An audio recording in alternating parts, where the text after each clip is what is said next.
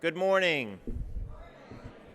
Let me commend you on a remarkably fast coming to order and getting in our seats. Perhaps that has something to do with all of the law enforcement officials who are sitting in front of us this morning. I'm going to open us with a prayer, but before I do, I just want to introduce myself. For those that I may not know, my name is Sandy Webb, and it's my great pleasure to be the rector or senior priest of this parish. And about a year and a half ago, Randy McCloy, our deacon, came to me and said, I'm really feeling moved to do some partnership with our local law enforcement. And I couldn't have been more grateful to him for bringing that to our agenda or for taking his personal time to go and attend the Clergy Police Academy with the Memphis Police Department, to do some ride-alongs, to be present for roll call prayers at the Tillman Station, and for bringing these gentlemen into our life this morning. So Randy, thank you for all of your leadership on this important topic.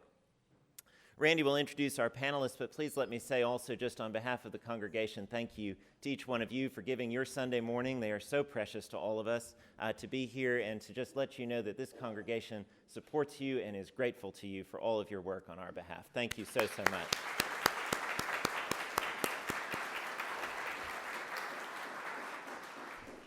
Our moderator this morning will be Jane Roberts, Holy Communion's Minister of Communication. The Lord be with you. Let us pray. Lord Jesus Christ, you said that man has no greater love than to lay down his life for his friends. We give you thanks for those who are willing to put their lives on the line for people that they have never and may never meet, and for those who may never say thank you. Give us grace today as we talk about some of the issues facing our city. Be in our hearts and in our minds. Inspire our ears to listen and our hearts to hear. Keep our friends safe as they go about the dangerous work to which they have committed themselves on behalf of us all. And we remember before you this day those who are not able to be with their families or with their churches on Sunday morning, because they are keeping us safe, and we give thanks for them. All this we ask in Jesus' name. Amen. Let me introduce our panelists. On your left, second from the left, is our police director, Michael Rawlings. I have heard him speak many times, and I can assure you that he not only is a hard worker, but he loves Memphis. To his right is Colonel Darrell Sheffield, who is the commander of the Appling Farms Precinct. Just to my right, on your far right, is Colonel Prentice Jolly, who is the commander of the Tillman Precinct. And to his right is Mr. Greg Gilbert, who is Assistant District Attorney assigned to the Tillman Precinct.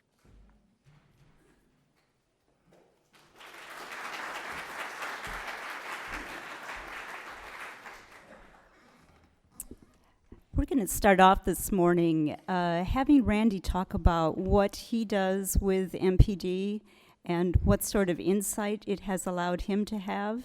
And I want you all to be thinking of your own questions, because as part of this, we're saving a lot of time so that you can ask questions directly of our guests. But anyway, Randy, will you start us off about your work with the department? Yes. Is this working? People hear me? Now, can you hear me? A little over 7 years ago, when I was ordained in this church, the bishop gave me some words of advice. He said, Randy, get out of the church, which was an eye-opener. He said, get out of the church, get into the community. Find out what the issues and the concerns of the community are, and then come back to the church and bring those concerns so that they may be acknowledged and addressed. So over the past couple of years, all of us have read about news accounts of sometimes violent confrontations or incidents between communities and police departments. Fortunately, our city has been relatively immune to such problems, and the most serious ones have occurred elsewhere. But continuing to read such news accounts, it occurred to me that when I found out about the Clergy Police Academy, I decided I would like to do that. This is a series of weekly sessions for 5 weeks presented by the Memphis Police Department. And it's a very educational and eye-opening experience, which I was fortunate enough to be among 30 clergy last year to attend. Along with this, I was able to accompany a police officer in a patrol car for 2 or 3 hours at a time, and this also was a huge educational experience to me. I've lived in Memphis all my life, but I was taken to spots and locations in North Memphis that I'd never seen before, places where the criminal activity and the poverty was almost palpable. I saw police officers handling routine assignments, petty acts, petty criminal acts, but also saw them doing humanitarian acts. Once I accompanied an officer who prevented a suicide in a local neighborhood. I came to know Colonel Jolly at the Tillman precinct. Incidentally, what we call Big Perkins, just to our west, is the dividing line between the Tillman precinct and the Appling Farms precinct. So our church is actually in the Appling Farms precinct, although we're closer to Tillman. So I've made contact with Colonel Jolly and got to know him and some of his police officers.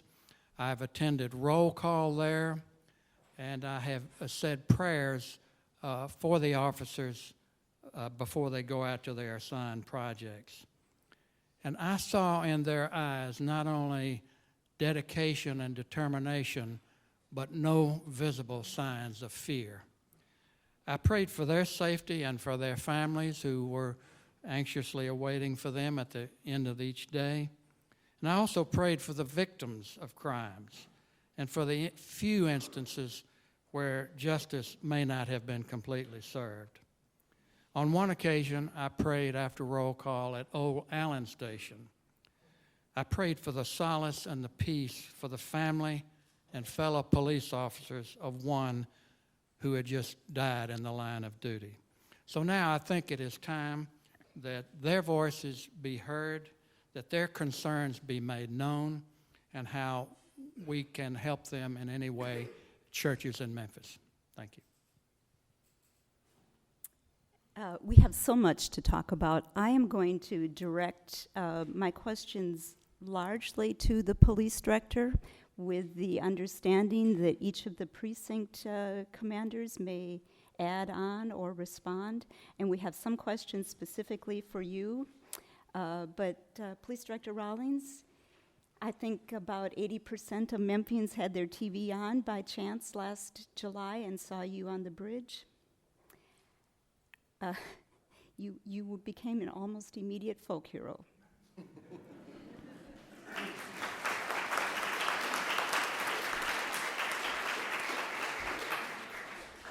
You were not the police director then. You became the police director after that. I think let's first talk about the homicide rates, because I think that is something that we are all aware of. We feel that it is getting worse every minute. We feel it is worse now than it was 2 years ago. 2017 seems to be starting out at a pace almost faster than 2016 for homicides. I wonder if you could talk to us about the factors at play and what you may be seeing now that you weren't seeing even a short time ago. Well, first of all, good morning. It's good to be here. How many of you have seen the homicide presentation that I've been doing? Nobody? Okay, 1, 2, okay, 3, maybe 4 or 5. Okay, those that have seen it have the inside track because the homicide is complicated. And unfortunately in Memphis, our media has done us a disservice, and I don't shy away from the media. So here's a couple of factors. You know, if you want to wrap up the homicide rate, we've always had a high homicide rate. So I've been a police officer for almost 27 years, and for 27 years, unfortunately, Memphis has been way up there in homicides.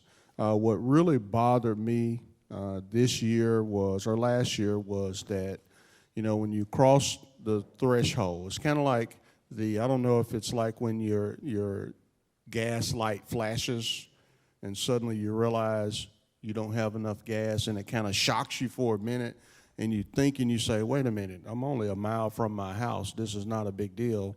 There's a gas station around the corner. So we had our emergency light, you know, our low gas light came on. Here's what bothers me about that. It's always been on. So homicides for the last 23 years have fluctuated between like 180, 160, and 150 homicides. So it's hard to explain to a mother or a father or a child that lost their loved one that suddenly this is a crisis when it's always been a crisis.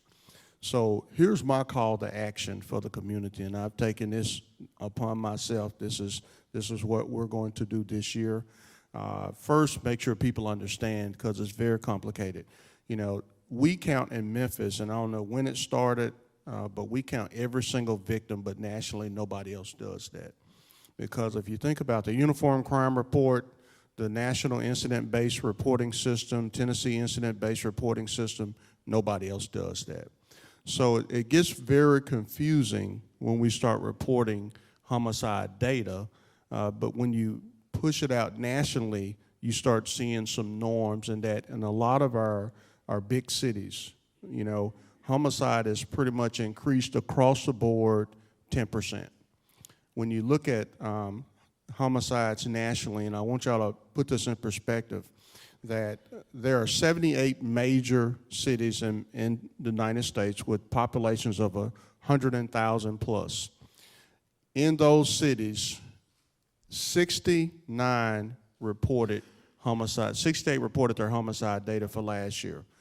There were increases in homicide in 39 of those cities, and a lot of those cities are places you love to go visit, okay?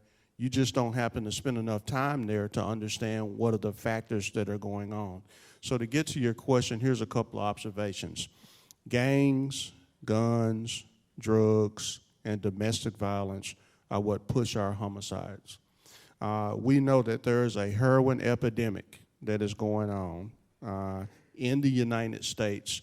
So last year, heroin overdose deaths have caught up to homicides.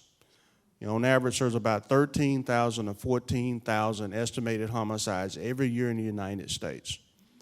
And last year, heroin overdose deaths have caught up to that.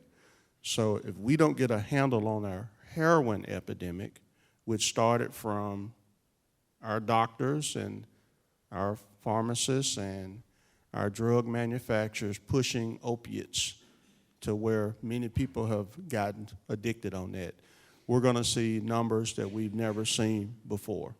So 3 of those homicides were heroin overdose, where we went back and got the drug dealer who sold that. So if you think about the district attorney sent a prosecutor over to Ed Stanton's office, and so that we can put much more pressure and attention on, you know, the heroin deaths that are associated with that.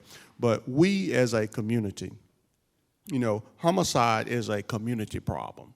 And if we try to leave it just to the police, we'll have very small. Think about, for my entire career, this problem has been there. So as a community, we have not dealt with it. So again, my challenge is first, my job is to make sure you're educated, because the media will not give me 20 minutes to talk about anything. You hear what I think, and most people think they know me, and I say, guys, you only hear 30-second sound bites of 15-minute conversations, and they get to pick what you hear. So don't get confused. You have heard more from me than you've ever seen on TV, and I've only talked for 2 minutes, okay? So my job is for you to invite me back. Well, I can just focus on homicides. I could talk to you about an hour on just the bridge protest alone. I can talk to you about the 400 protests that we've handled in 2016 and the 9 that we've handled this year. So there's a lot going on, but homicide is a community problem that we're going to have to work on. It's so complex. Most of us want to pick one thing and talk about it, but it's way too complex for that. But I think that as the community galvanizes itself and do what the pastor said, because when you ride in a squad car, you see a whole different story. And some of you are in these tough communities working, so you have an idea what I'm talking about. But again, I think we can solve this problem. I would love for you to invite me back. It doesn't matter what time or what day. Well, we can just spend about 30 minutes at minimum, but I really like an hour just to go through it to make sure that we understand. So then you can make educated decisions on how we as a community or what your contribution would be to solve this very complex problem. I think that we are very happy to have you back and make a contribution to what we can do to solve that problem.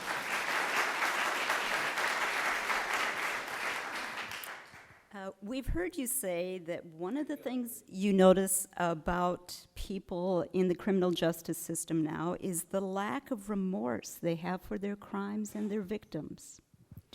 Would you comment on that as a panel? I think we all see that, but I think that, I don't want to dominate the conversation because the law enforcement, we're on the input side. There's a crime, we find out about it, or we observe a crime, we make an arrest, and then we, turn that person over to the Shelby County Sheriff's Office, but that's all pretrial stuff.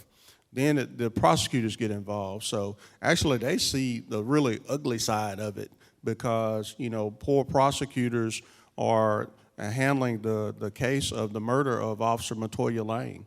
A mother who's gunned down by a young man who is left, leaves 4 children there to fend for their own. And so I would like him to talk about it. I think that there's a strong lack of morality that we're dealing with.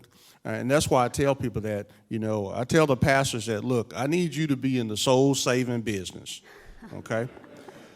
So the police department can focus on the police side of the house. But often, especially when you're riding a squad car, you see that we're pulling these officers in 500 million directions. But there is no, and I promise you, I was training commander, I worked at the academy for 10 years, there is no course on religion taught in the police academy. So we leave these officers to do much more than what they are equipped to do, although many of our officers are preachers and they're deacons and they're working in the Catholic Church and the Baptist Church and Muslim, that they're practicing all types of religion. So they're really great public servants. But again, let me pass the mic so he can talk about things that he's seeing. You won't hear from just me. Good morning, everybody. And I'll introduce myself again. I'm Greg Gilbert. I'm a prosecutor. I'm assigned to Tillman Station currently. It's part of a new pilot program that General Amy Ryrick has started. And it's very exciting, and I'd like to share a little about that. But to address the issue of remorse, I have to say that lack of remorse, it's nothing new in the criminal justice system. It's probably one of the most frustrating things that I deal with on a daily basis.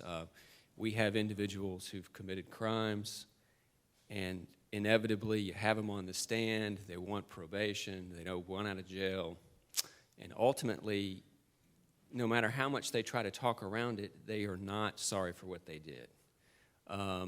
If I knew the answer to that, we probably would not have any repeat offenders, unfortunately. Do you think it's getting worse, that quality, or is it always exists at the same time? I think it's always, I think criminal behavior is lack of empathy for your fellow man, and that's the heart of the problem. I think that there's a lot of social issues that go. We could talk a long time about the lack of fathers in these kids' lives, the lack of direction, kids raising themselves or having their siblings raise them. Those issues run very deep, but yes, that is one of the most frustrating things that I deal with is people do horrible things to one another and then can only focus on how it impacts themselves and not how it affects the person they've injured and the community as a whole. One of the things that we're reading in the news is that nationally there have been fewer police stops. Police, I think, are saying that they would rather not be in some of these places and making the police stops that they're called to make.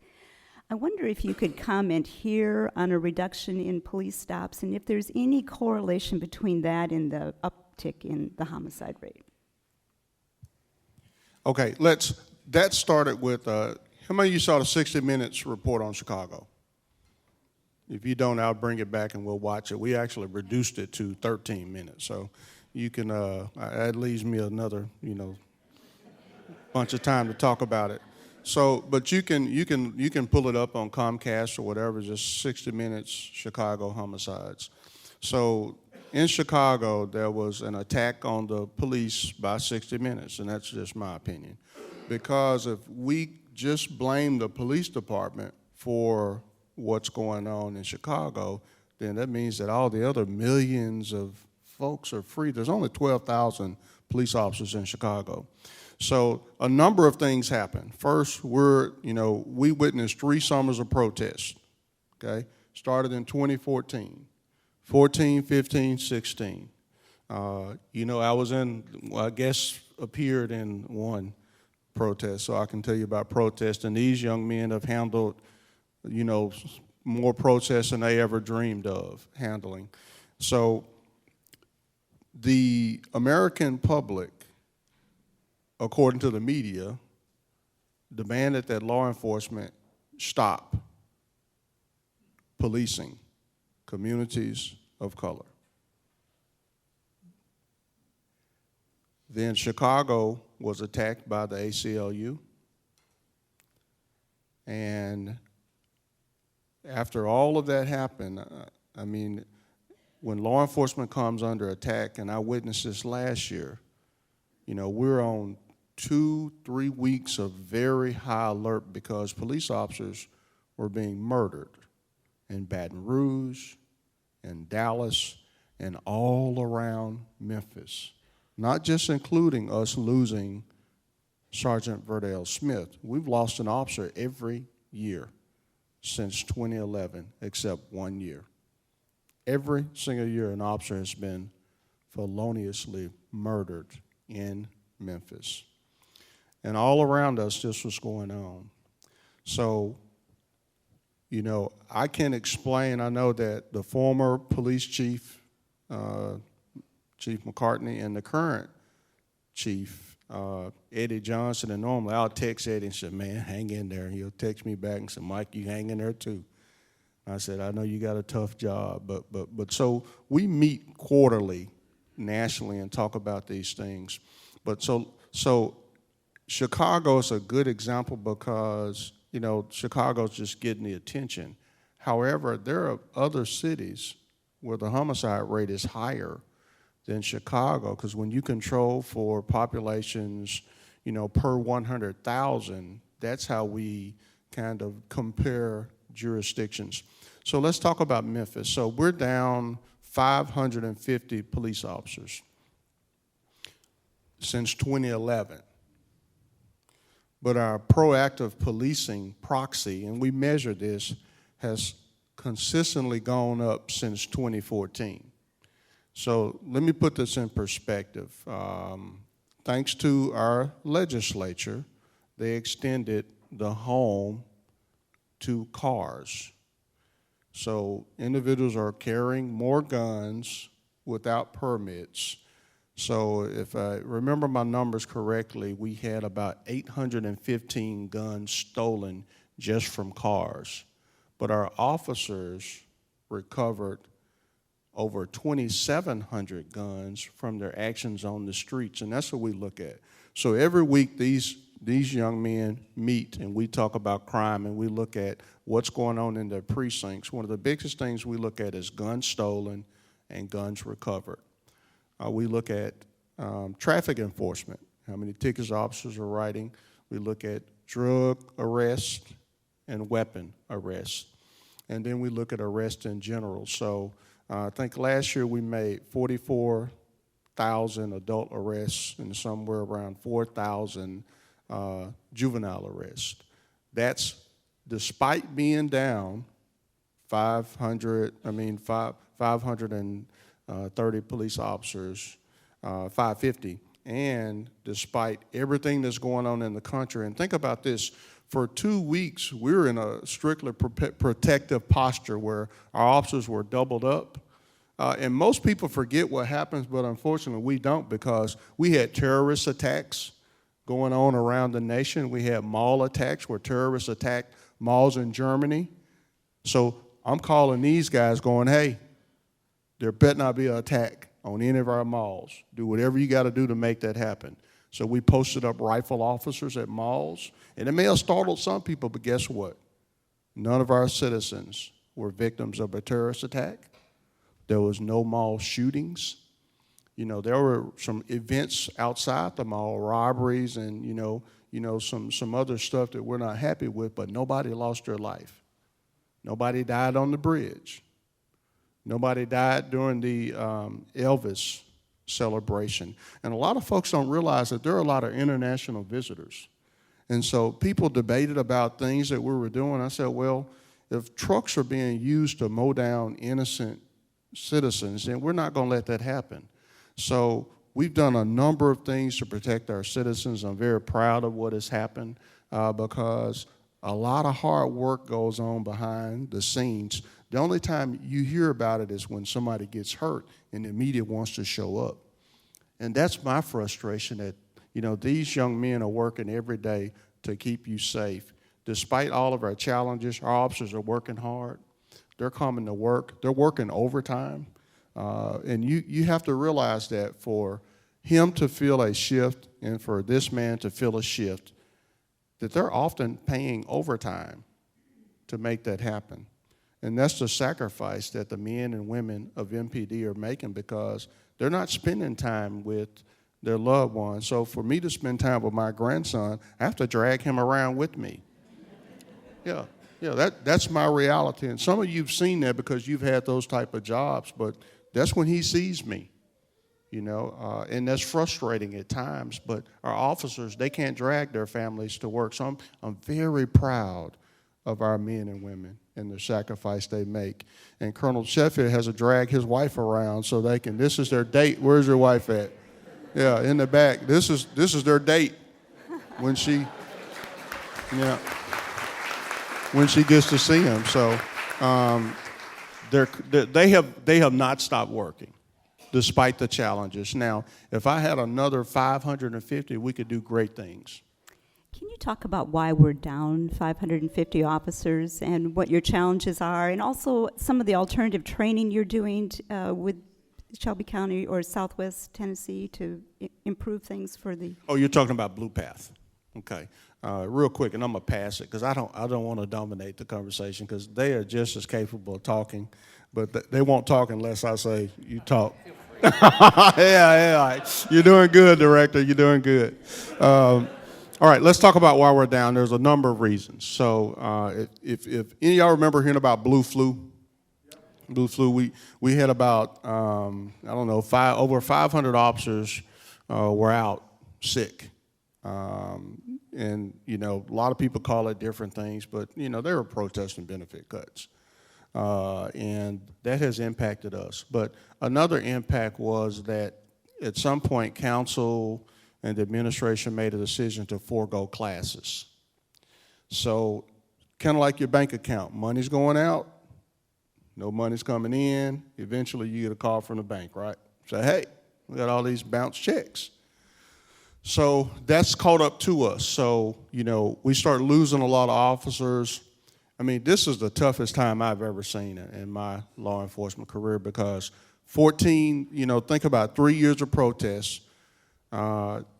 The largest, in 10 years, this is the largest number of ambushes on police officers in 10 years where officers are being targeted and are being ambushed. So not only were they getting beat up in the media, they were being killed.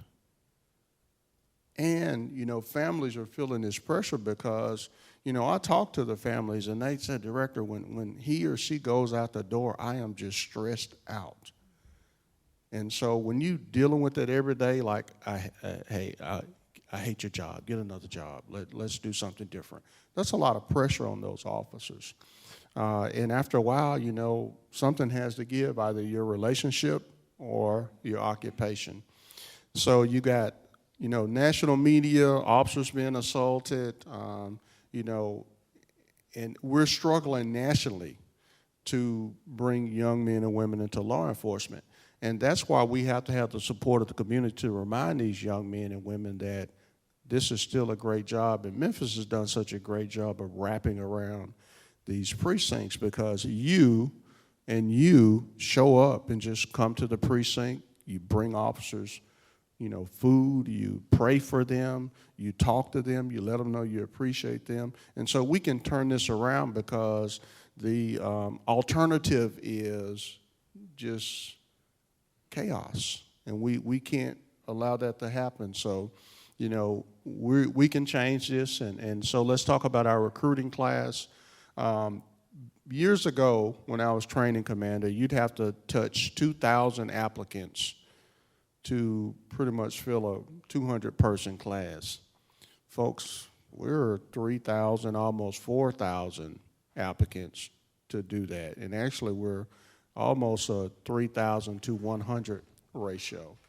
So you're going through more applicants because of, you know, arrest history, drug use, work history, inability to pass the psychological, et cetera, et cetera, et cetera.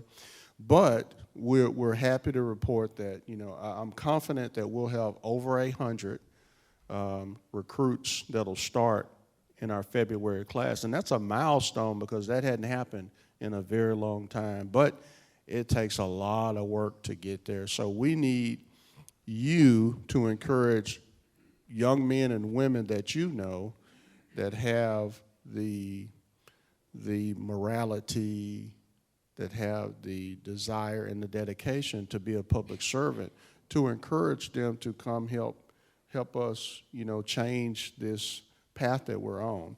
And it has to be everybody jumping on board. And the last thing is the Blue Path program. We brought back the PST program. We hadn't had a PST class since 2009. We had a goal of 30. We actually hired 39 police service technicians working the street, and they have taken over 3,000 crash reports in a very short period of time. We're trying to get that number up to 100. And the police service technician program is really kind of an apprentice program where we will pay for their college.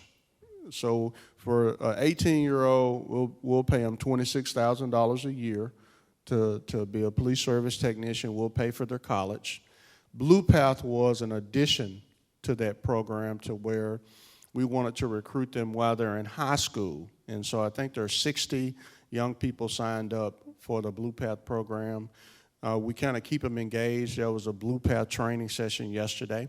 But that was to, again, make sure we have a constant flow of applicants that are ready and willing to be police officers, so we can kind of fill the gap. So we'll continue our national recruiting. We also wanted to have and expose young people to local opportunity. And last story on that, I was talking to 500 kids over at Lemoyne College. They were there for our employee youth program. I asked how many of you are 18. Most of them raised their hand. And I said, well, how many of you would like an opportunity to earn $26,000 a year as a police service technician? And some little young person probably over there where Cal is sitting yelled out, $26,000 ain't no money. And I about passed out. And then Karen came and kicked me and said, hey, these folks are waiting on you. You better come back and talk. But I asked them a question. I said, wait a minute. How many of you have a job that pays you $26,000 a year? I already knew the answer. You're working for the city for the summer. So most didn't even have a job. And no hands went up, and I went back to sleep. And Karen kicked me again and said, they're waiting on you to give them an answer. And I said, wow, not only am I the police director, I have to teach young people what opportunity looks like, okay? So that's something that we have to realize, that sometimes our young people don't see what opportunity looks like. Because A lot of them act like Kyle. He thinks he's the police director. Well, he's 6. He should. He's 6 years old. So he thinks he can tell me what to do. Okay? He's 6. But they're not. They're 17, 18 years old, and life's finna hit them. Just like it hit us. You know, it's like, whoa, I can't stay on mom and daddy's dime anymore. They're actually kicking me out of the house. So we're going to have to really work with our young people. We're going to have to create opportunities. You know, 1,000 jobs. Folks, we need 10,000 jobs. So we need our business leaders to dig down and say, where can I carve out some additional jobs? And it's not about the job, it is about the exposure to where you see things differently. And that's going to be key to moving the city forward. Please ask somebody else. Okay, all right. You're doing a good job. Oak Court Mall. Okay, let's talk about And the Wolf malls. Chase. Let's talk There you about the go. malls. Good transition. So, there is this sense that the malls in Memphis are unsafe and that we should not go there, particularly Wolf Chase. Colonel Sheffield? I think he's got it. I've actually made contact with a number of people, and I've talked to several. I'll try this one. There you go. I've spoken to a number of people on the phone that call and ask the same question. My daughter's going to Wolf Chase. I'm scared to death what's going on.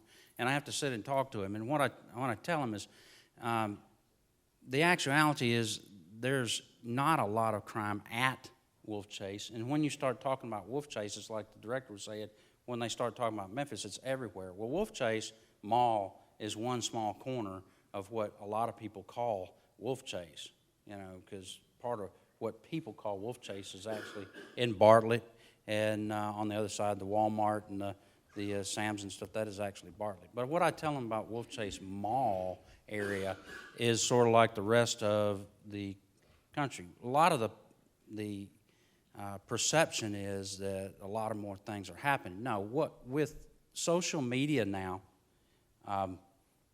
we get instant news, where years ago you would not ever find out that anybody committed any crime at the Wolf Chase Mall at all because it wouldn't be instant news. We all have all the TV stations breaking news.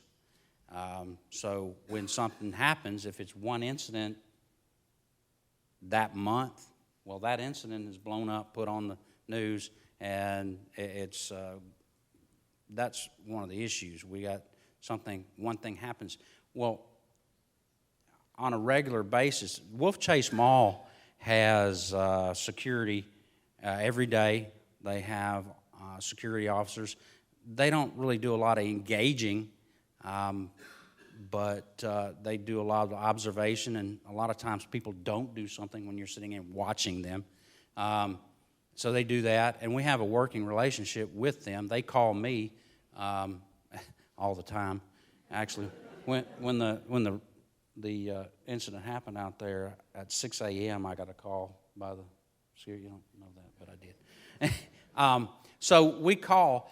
I have spoken with them on different ways to improve their security.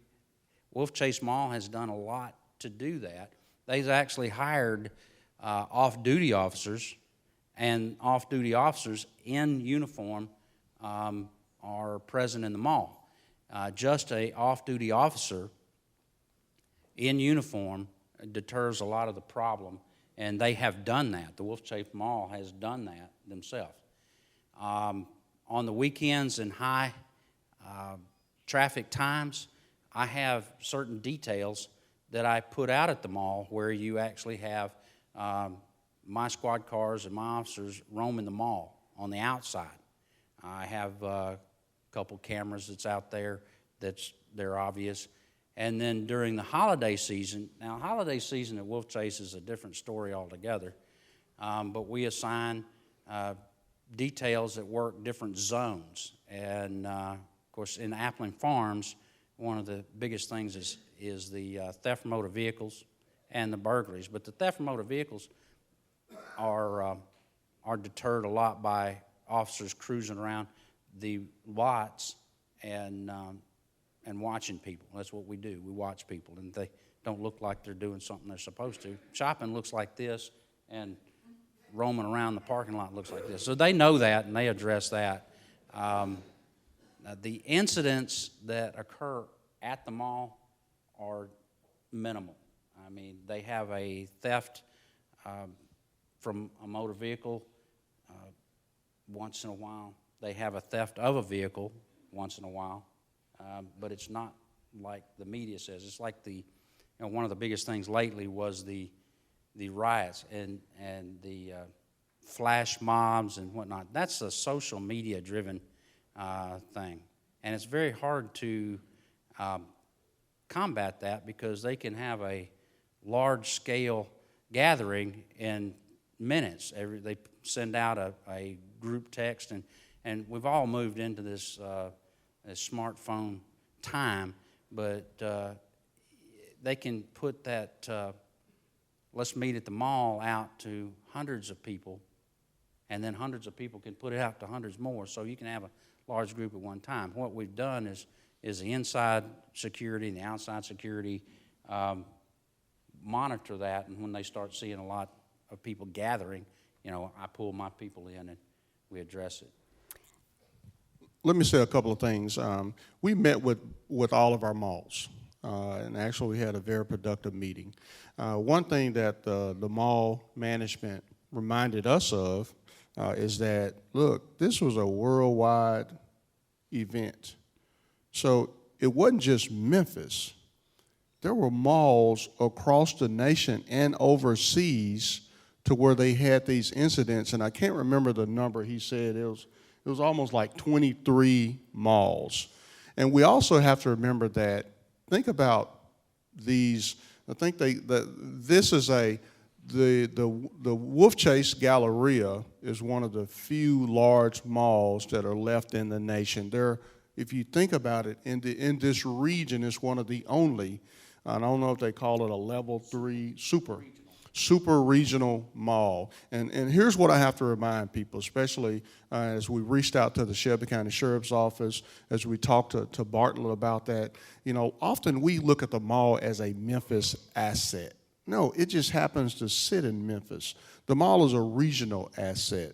So we're going to do everything we can do to make sure that our citizens can go and have a safe shopping experience.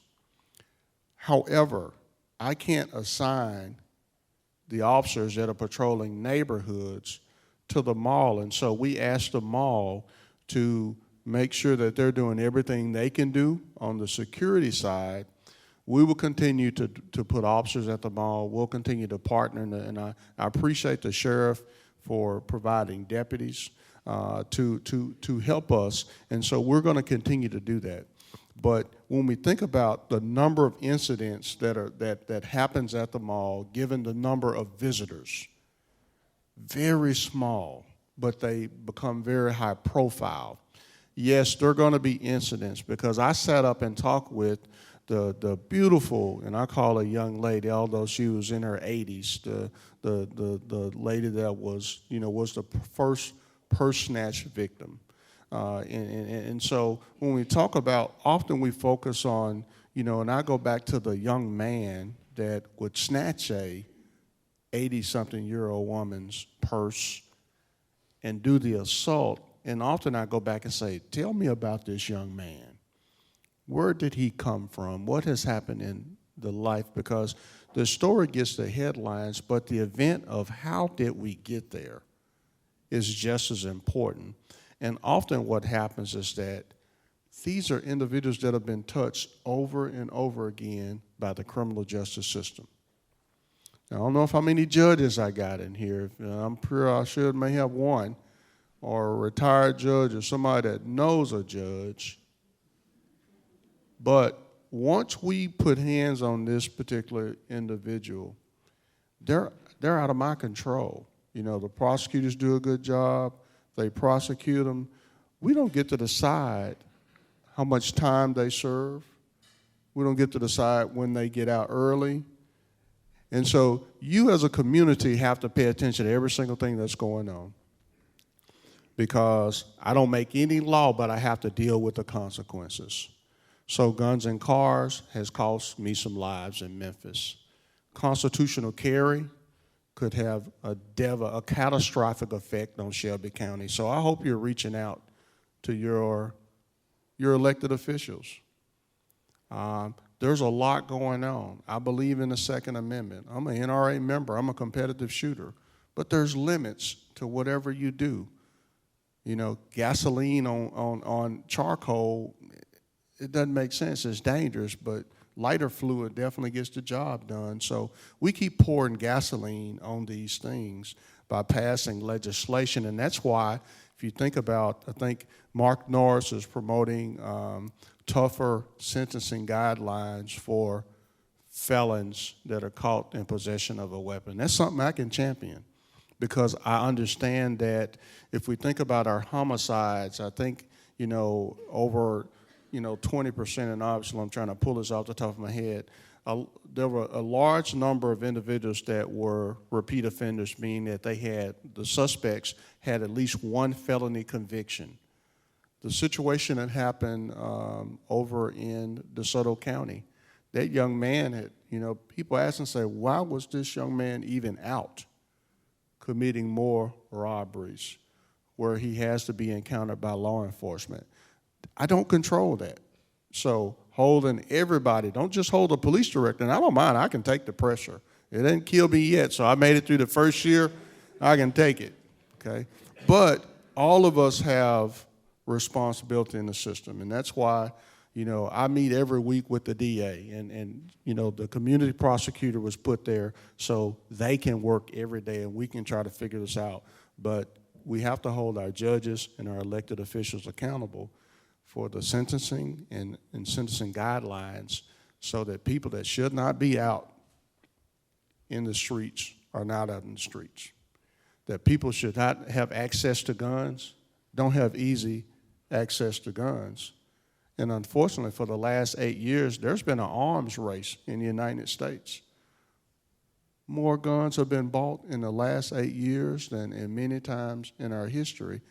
And so criminals have more access to guns because we as a community aren't protecting them. We're carrying them in cars, we're leaving them in hotels, they're being, taken from homes. We don't invest in safes or good security systems. So some of these issues are things we can control, but we definitely should hold our elected officials responsible for their pattern of behavior and their record, just like we hold the police department.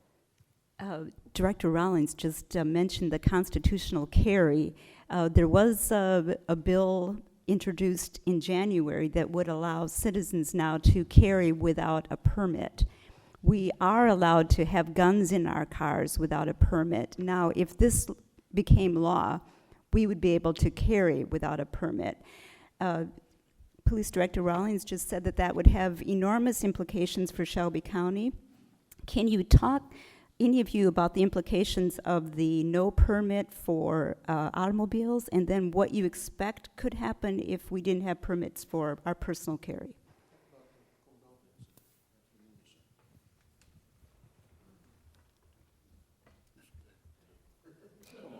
At Bert Ferguson? Yeah. Okay. That case is this. All right. Look, he'll talk about this, but here's a perfect example. We had a shooting at the community center, a party. Both of those guns used in that were stolen from cars in Appling Farm Station. So the event happened in Appling Farms. The guns were stolen from cars in Appling Farms. So that is a direct consequence to what we're dealing with, because before, we could make a traffic stop or, some type of terrorist stop where we suspected there was some type of criminal behavior, and, we would make an arrest for unlawful possession of a weapon. There was already a permit process. More permits were issued in Shelby County than any county in the state of Tennessee. So we can't argue that, well, Shelby Countyans didn't know the law. No, you're crazy. I used to teach the safety course to where you could get the permit, so I know. But the negative consequence is just what I told you. 815 guns stolen from cars that often end up in the hands of someone committing a violent crime. That's a direct consequence of the law, an unintended consequence of a law that never made any sense when you had a permit process for people that wanted to carry guns. So I think it's reasonable to say that if you want to carry a gun, you should get a background check. And you should go through a safety course because, thank you, it's reasonable. And a lot of crimes get reported, folks, as a robbery, and actually some person was fooling around with a gun and shot themselves. And some mystery car pulls up and robs them, and it was never a robbery. They shot themselves. Or they shoot their buddy and they report it as a robbery. So a lot of times you hear this breaking news stuff, and we'll talk about it and go, whoa. I was like, man, please. That is not, it almost is physically impossible for that to happen that way. Or it's reported. So here's breaking news. I get up there the morning, I see 8 juveniles shot at a party, and I about passed out. And the breaking news alert disappeared. And I'm like, what happened? And I was about to call Karen, but it was too early, so I'm not going to call her. And I start going through my emails. Did I miss something? What happened? And finally I hear, this is in Brownsville, okay? But it's reported 8 juveniles shot to make it appear that it's in Memphis. So you freak out and go, oh my God. You read the ad. Well, it wasn't 8 juveniles shot. I think it only ended up 2 juveniles shot. So the news does get it wrong, but it's enough to lure you in so you can go through those ads. And we have to recognize and hold our media accountable and say that, is the future of our city worth some advertising dollars? Is that what we're going to accept as a community? And often I see that the police director is one of the only folks that will talk out about the media. That's scary. For me, that's scary. It's not only scary, it's unacceptable. And we're going to have to do a better job of what we want in our community, because when I'm in D.C., when I'm in New York, I'm out on the East Coast, even in Chicago, doesn't get the same amount of coverage. And I'll tell you about a short trip. Left Memphis, unfortunately, young lady, Manisha Johnson, was gunned down by a young man that had been touched over and over again by juvenile court. I flew to D.C. 7-year-old child gunned down in a drive-by shooting. Left D.C., went to New York. An hour from where I laid my head, a young man was killed at a T.I. concert right in Manhattan. Came back to Memphis, attended the funeral of Manisha Johnson, saw that here's a young mother who's about to graduate, had a 1-year-old child. So D.C., New York, back to Memphis, same story. Same story. How much attention we give it, whole different story. 300 kids at Bridges presenting solutions that they've came up with. On how to attack these difficult problems. No media. No media. And I told someone that was with me, if I would have stepped out of Bridges, shot my pistol in the air, and waited on the news to run up and say, Director, what happened? Well, I couldn't get you here.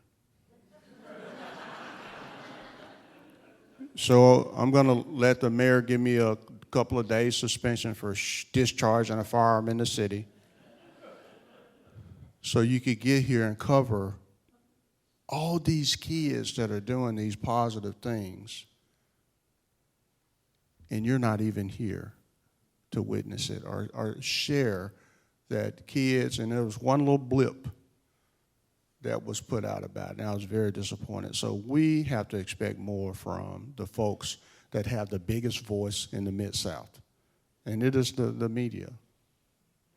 I'm going to ask one more question and then open it up to you. My question is for Colonel Jolly. We sense a tension among us related to the election. We saw that the Women's March last weekend was peaceful. There are a number of people who think it will not continue to be peaceful.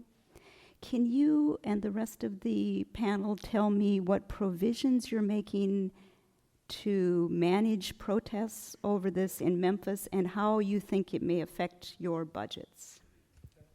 Good morning. Everybody hear me? Colonel Jolly, Tillman Station. First of all, I'd like to thank Reverend McCloy for inviting us out today. He and I bonded really well a couple of years ago. He came to the precinct.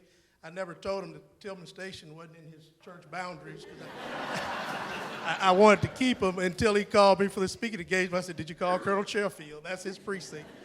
But we really embraced him. He'd come to roll calls, talk to the officers, give them prayer, give them hope. And one of the things, before I get to the question, Director Rollins and I, we spent a lot of time in the military. I think I did 30 years. He did 31 years. And I'm sure he can attest to it as well. When I was in uniform, different parts of the country, different parts of the United States, someone would always walk up to me and say, "Thank you for your service." They would walk up to me and buy me a cup of coffee. They would really make me feel good. And they was thanking me for a service, for protecting them from an enemy that they did not know from thousands and thousands of miles away. On the flip side, up until recently, I've been wearing this uniform for 28 years, going on 29 years, and very seldom did I get that same invitational thank you.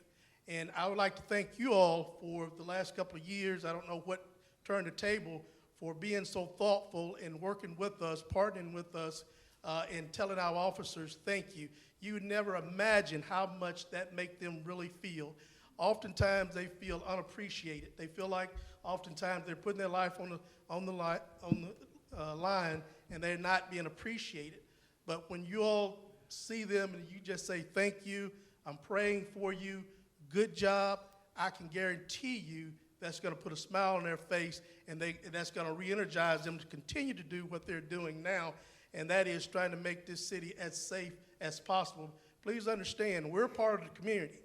We're your sons and daughters and husbands and wives and everything else, so we have a vested interest as well into making this city, this region, as safe as possible. And these officers are doing a tremendous job. They're very committed to what they do. They're very passionate about what they do. We lost some officers, but the good officers, well, I won't say the good officers, the officers that was more committed, they're still here. And they're very appreciative. Next thing, real quick, and I'll get to your question. I think I talk more than the director sometimes. But Tillman Station, along with all the precinct, we have monthly meetings. Tillman Station monthly meeting is the last Tuesday of every month at 7 o'clock. Some of you, I've noticed the faces. Please attend those meetings at your precinct because they're very informational. You can bring issues to us. We'll address it immediately. We can't do our job without your support and you all working with us. We can get all of the data-driven intelligence from the computers based on crimes, and we can work off of that. But human intelligence, your intelligence, you all providing us that direct information make all of the difference, because unfortunately, oftentimes people don't report crimes, and then I'm at different areas saying, "What are y'all doing about this?" And I have no knowledge of it because nobody reported. So let us know what's going on so we can work with you all to get that cleaned up as a partnership. As far as the elections, that's a little political. We don't get too deep into the political aspects of it. President Trump is the president. As far as I'm concerned, that's our president, in the story. As far as rallies and protests, I can't recall any in Memphis. I know I hadn't had any in Tillman Station that dealt directly with, and they may have had something downtown, but nothing in Tillman Station dealt directly with the election. But as far as what we're doing to prepare for them, we've been handling protests and rallies, before I came on the job. So there's nothing new to our protocol. Different title, different type of rally, we're gonna have the same response. Most of the protests in Memphis has been peaceful, and as long as they're peaceful and lawful, only thing we do is monitor them, and we also ensure that their safety. Because sometimes someone on the opposing side, say for instance abortions or something, somebody on the opposing side may try to harm them. So we protect everybody's rights, we protect the rights to protest. In the event that it get a little unruly, Director Rollins, of course, he come from the military, so if anybody been in the military, understand operational order. So we plan in advance. And that's important for people pulling permits, so we can know in advance that there's gonna be a rally or a protest, so we can plan not only our response, but also make sure we got manpower available, not to pull from your communities to address that issue. But initially, we'll send a supervisor there, meet with the person in charge of that particular protest, make sure he or she understands the rules, and we'll monitor. And if it calls us to address it in a different fashion, we always make contact with our sister stations for them to support us if need be. But I'm not sure if we're going to really have any major issues along the line of the election, but if we do, we're well prepared to address it in a peaceful and safe, in a well-trained manner. Thank you. I want you now to be able to ask questions. These are the people who serve us. Let me do a 30-second. Oh, right. I'll try to do a 30-second. So you talked about costs. Here's a good example. Everybody ever heard of Overton Park? Yeah. Costs us $81,000, okay, to keep our folks from beating each other up over the grass, because a couple of weekends got very tense, and somebody could have got hurt over the grass, $81,000. Put something in perspective, we had a number of individuals that showed up. Some of them were local, some of them were paid professional protesters from all over the nation. Showed up at Valero, chained themselves to a special barrel device, and that cost us about $20,000. So some people say, well, why were you worried about something that shuts down Valero? And that was their intent. That's what they posted on Facebook. We're shutting down Valero. Well, guess what? Valero processes all of our gas. So if that goes on for a protracted period of time, y'all stop moving, okay? So Valero is critical infrastructure. The bridge protests, 4 hours is really about 6 hours, because we started early that morning with the birthday of Nathan Bedford Forrest, because the Sons of Confederate Veterans called me and said, Director, we're worried about, we don't want anybody to harm us. We don't want any incidents. Can you make sure that we can celebrate Nathan's birthday and do it safe? Sure, no problem. We'll do that. So before the bridge protest, folks, we had just made sure officers kept the celebration of Nathan Bedford Forrest safe. And then we spent 4 hours on the bridge, over 300 officers. And I can't count, that's not counting the deputies and Tennessee Highway Patrol officers that responded to that incident. And like I tell people, that bridge protest, that's $50,000. So every time you see these events, whether you know them or not, I'm spending my budget on protests. So it's cost us a substantial amount of money, so I'm over budget. So you hear it makes a headline, but I said, well, preservation of life has to be my top priority. So that's what you pay us for, okay? You pay us for that. We're gonna make sure that we preserve life, and if it costs us a little over budget, then, fire me. But we're gonna make sure that happens. We're gonna manage our budget. We constantly talk. They know we talk every week and sometimes every day about budget, because we have to make sure our citizens are protected. But when we're doing all these protests, we're not in the neighborhoods, because I don't have extra officers to manage this. And so I'm going to encourage our citizens to stop all the protesting, okay? because it's too much work to be done. And I applaud our women for having a peaceful protest. I think it was estimated 9,000. You know, we had some officers there marching, supporting the women.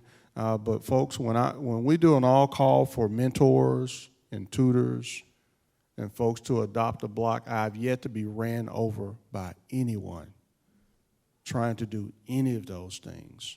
So I appreciate the protest. We respect everyone's right to protest.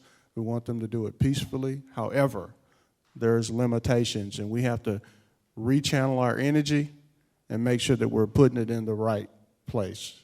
So I'm encouraging people that aren't unhappy to vote, but don't protest if you don't vote. Yeah.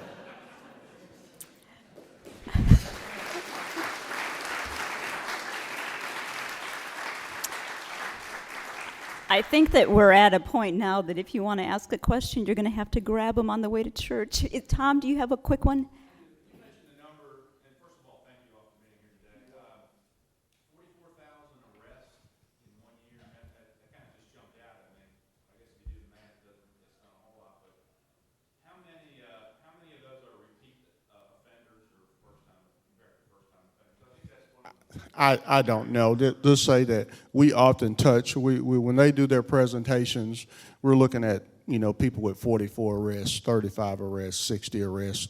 So often it's the same folks. It's a revolving door that we talk about. 44,000 arrests is the lowest amount of arrests we've had in a long time. One is we don't have the number of officers to do it. And plus, you know, we had some jail problems. So, you know, we didn't want our friends to pass out in the jail until they can get their systems. And also, we spent several weeks in a protection mode where we weren't out there, you know, hitting the streets like we normally do. But 44,000 is a small number. It you know, should be around 50,000 on an average, just an average. Not that we're looking to arrest people, but it just happens. You know, they show up and sometimes they have to be arrested. Let me take the clergy prerogative to tell everybody that Jesus is calling us.